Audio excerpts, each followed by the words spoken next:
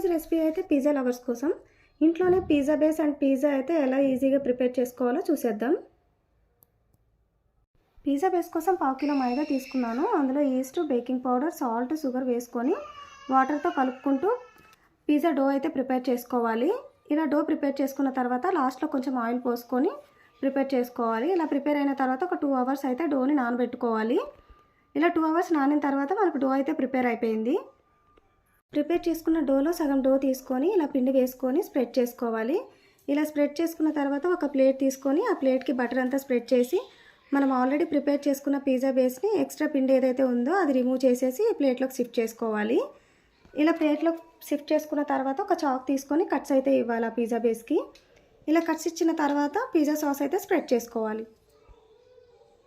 Sauce వేసాక దానిపైన cheese అయితే వేసుకోవాలి. చీజ్ వేసుకున్న తర్వాత నేను కార్న్ వేసుకున్నాను. నాకు చీజ్ కార్న్ పిజ్జా అంటే చాలా ఇష్టం. మీకు ఏ టాపింగ్స్ నచ్చితే ఆ టాపింగ్స్ వేసుకోవచ్చు. ఇక ఫైనల్గా మళ్ళీ చీజ్ దానిపైన వేసేసుకోవాలి. స్టవ్ మీద ప్యాన్ పెట్టేసి అది వేడయ్యాక మనం ప్రిపేర్ చేసుకున్న పిజ్జా పెట్టేసి మూత పెట్టుకొని ఒక 20 మినిట్స్ ఉడికించుకుంటే సరిపోతుంది. ఎంతో టేస్టీ అయిన పిజ్జా అయితే రెడీ అయిపోతుంది.